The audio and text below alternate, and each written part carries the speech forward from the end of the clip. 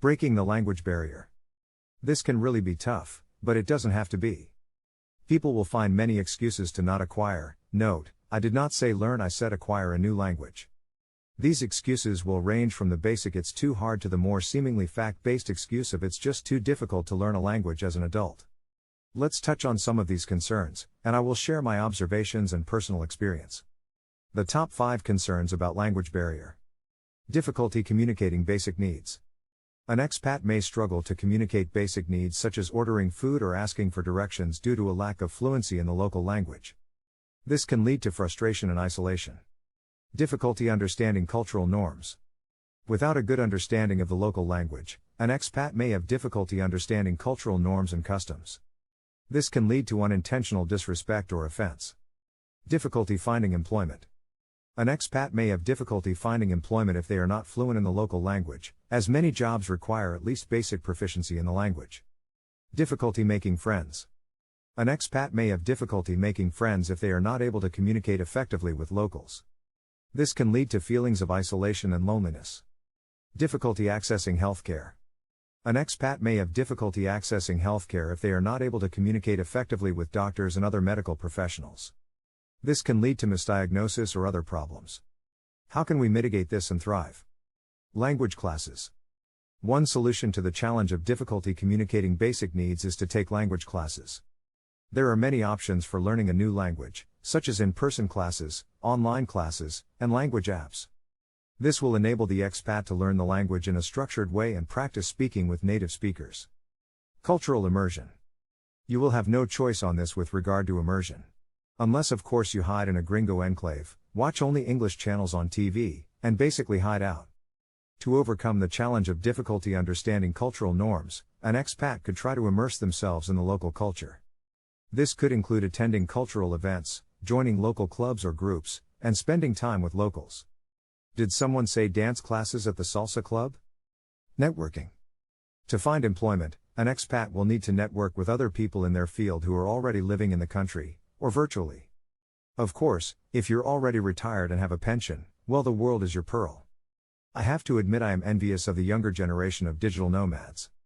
A fearless breed who has the desire and intelligence to make it happen anywhere in the world.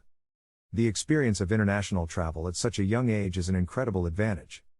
When I was young, the only way to see the world was to enlist in the military or join the Peace Corps.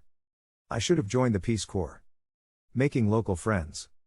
Of all the aforementioned, this is the key to success and happiness as an expat. To overcome the challenge of difficulty making friends, an expat could try to make connections with other expats or international students. This can be done through social media, local expat groups, or by joining clubs or teams. Find a translator. Though nowadays there are apps you can use right on your cell phone to access healthcare, an expat could find a translator that can help communicate with medical professionals. This could be a professional translator, an app, or a friend or family member who speaks the language. You may freely exchange the word translator for Colombian boyfriend or girlfriend. This method works way better and is much more fun. Additionally, some hospitals and clinics have the service of an interpreter, and you could look for one that offers such service. Boots on the ground personal experience. I always found it interesting when talking to various people in the United States with regard to Colombia. In my experience, the vast majority that have any experience whatsoever with Latin America, it is with Mexico. This makes perfect sense as not only do we share our southern border with Mexico, but approximately 30% of what is now the southwest and western United States was formerly Mexico, and New Spain before that.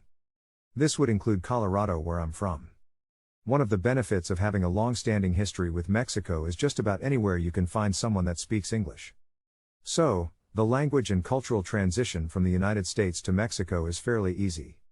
I cannot say the same with regard to Colombia. Sure, in the big cities and nice hotels you will find a bilingual person at the reception desk. This is, however, not the norm. Despite the fact that there is a big emphasis in both the public and private school systems in Colombia to teach English, you will be hard-pressed to find an English speaker outside of certain service-oriented businesses. This will make your transition more difficult, but also opens the door to unlimited opportunities to teach English here, either online, or the local school system, university, or business group. In any small town or large city there are Spanish classes. Even in the small town of San Gil where I live, there is a language school. And they are very good. There are also frequently Meetup groups where people will go, exchange language skills, eat, drink, and basically enjoy yourself. You not only acquire the language, but help your newfound Colombian friends improve their English. I found the Colombians to be very welcoming and patient as you struggle with their language. So, you get your base vocabulary and situational necessities and just expand from there. The incredible fulfillment and opportunities that exist for people that are bilingual or multilingual abound. I retired as a police officer after 20 years of service. I had done the full gamut of police work. It is, however, my Spanish language ability that landed me a sweet six-figure job as a contractor in various Latin American countries after I retired. It wasn't my thick and impressive resume, my master's degree, or any of my numerous police and military certifications. It was my Spanish ability as well as my ability to adapt to fluid cultural circumstances. I can't impress upon you the profound change in my life from being bilingual. I hope you've enjoyed this video. If you find the content valuable, please hit the like button and subscribe. We have many more to come and I know you will enjoy them.